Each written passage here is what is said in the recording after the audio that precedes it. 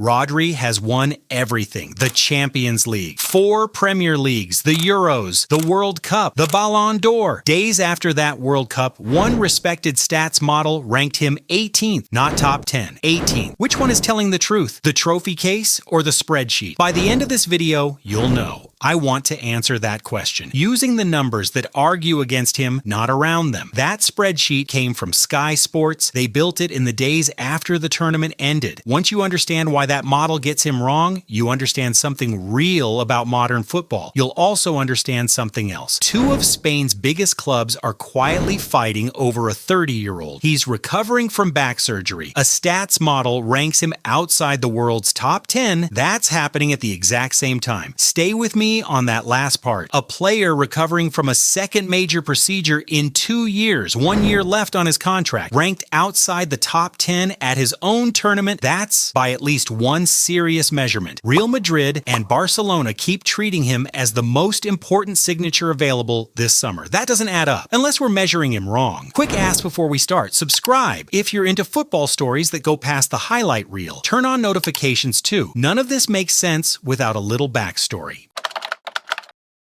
Quick version of how he got here. Atletico first scouted him at 11 years old. They released him as a teenager. He rebuilt his career at Villarreal. He broke into their first team in 2015. Atletico paid 20 million euros to bring him back 3 years later. Manchester City paid around 70 million euros for him in 2019. City fans spent that first season comparing him unfavorably to Fernandinho. He looked slow. He gave the ball away in dangerous areas. People questioned the fee out loud. Not long after, Pep Guardiola started saying something odd. It didn't match what anyone watching could see. Best midfielder in Europe, best in the world. Eventually, the most important player he had ever coached. Almost nobody outside the building believed him. Nothing about Rodri's game looks flashy on camera. He doesn't dribble past people. He doesn't score from 30 yards. He passes sideways. He stands in slightly different spots than you'd expect. Somehow, that turned out to matter more than anything flashy could. By 2023, he'd also become Spain's captain. He wore the armband for a squad stacked with far more famous names. Everything about his career looked stable. One injury threatened to undo all of it.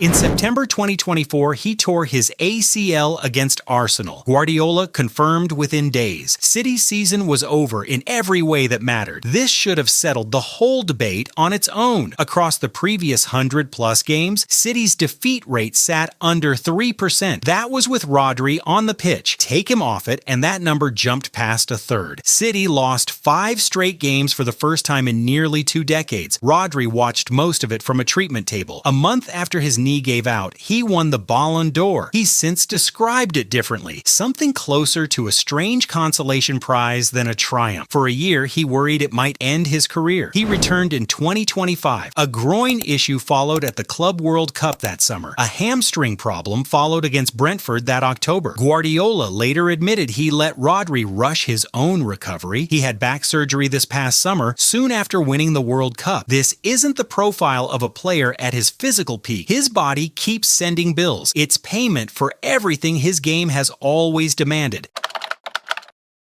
Consider what that damaged body produced at the World Cup, a 92.9% pass completion rate across the tournament. In the final alone, 101 completed passes out of 105. He also won 80% of his individual duels in that match. He created 2 clear chances, numbers you'd expect from a number 10, not a defensive midfielder. He led the entire tournament for touches. He ranked second for final third passes. He recorded more tackles than any other player in the competition. That's 22 in total, plus 34 recoveries and 11 clearances. He sat inside the top 4 for possessions won. That held in both the middle third and the attacking third. Spain conceded exactly 1 goal in 8 matches. By the numbers, no one on the pitch stopped more danger before it started. None of that resembles decline. This player's value was never about speed. It was never about ground covered either. He was never fast. He was early. He gets to the space before it matters. By the time the camera finds him, the interesting part already happened. It happened 1 pass earlier.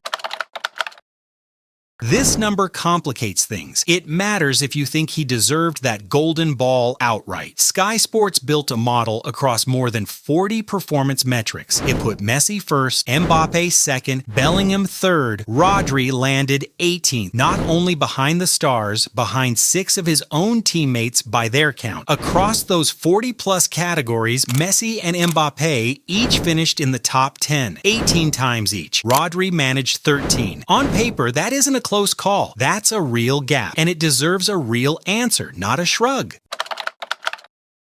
Why does the model get it wrong? Not because the data is bad, because most of what it measures rewards the moment a move ends. Goals, chances created, dribbles, key passes. Rodri's entire value lives one step earlier than that. It lives in the moment he stops a move before it starts, or the past 3 steps before the assist, the one that makes everything after it possible. This model measures 40 categories of attacking output. It was always going to undercount a player built this way. His whole job is making sure of one thing: the other team never gets to test those categories at all. Consider a fire that never starts. Nobody hands out awards for fires that never happen. Every stat on that sheet rewards putting a fire out. None of them reward the person who made sure the building never caught, not in the first place. Insurance companies get paid for the same reason. Prevention rarely makes for a story worth telling, not until you're the team stuck without it. That's not a flaw unique to Rodri. It's a flaw in how football has measured deep midfielders for years. Ask why City's defeat rate nearly tripled the moment he left the pitch. No spreadsheet fully answers that. The damage he prevents doesn't show up as a stat. It shows up as the absence of one. It's the shot the other team never takes. He was already standing where it would have come from. That's the real case for best midfielder of his generation. Not that the trophy is correct and the model isn't. The trophy and the model are looking at the same player. They use 2 different lenses to do it. Only one of them can see what he does.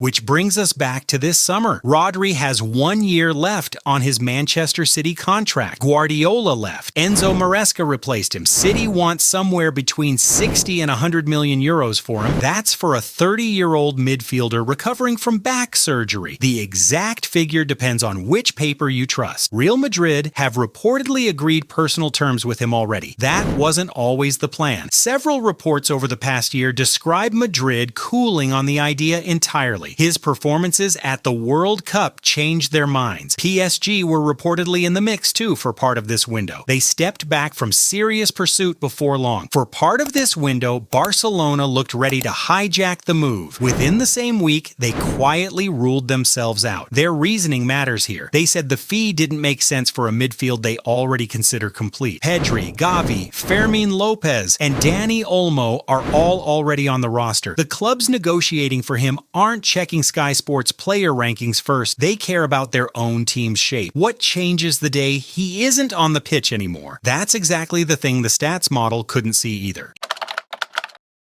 Is Rodri the best midfielder of his generation? The Golden Ball says yes. One serious data model says not even close. Both are measuring something real. Only one of them is measuring the thing that decides football matches. The trophy case makes its argument. The spreadsheet makes its own. That gap between the two isn't a problem to solve. It's the actual shape of his value, enormous and almost impossible to photograph. If this breakdown is working for you, tap subscribe. It's what keeps this channel making more of them. This might change how you watch the next midfielder who doesn't do anything flashy. Good. That's the whole point of this channel. Want more breakdowns in this style? Subscribe. Rodri's job is protecting the players in front of him. That connects directly to a video we already made. We recently published one called Why Modern Football Can't Stop Lamine Yamal. It's about the winger whose freedom depends on the exact cover Rodri provides. Go watch that one next. It's the other half of this argument.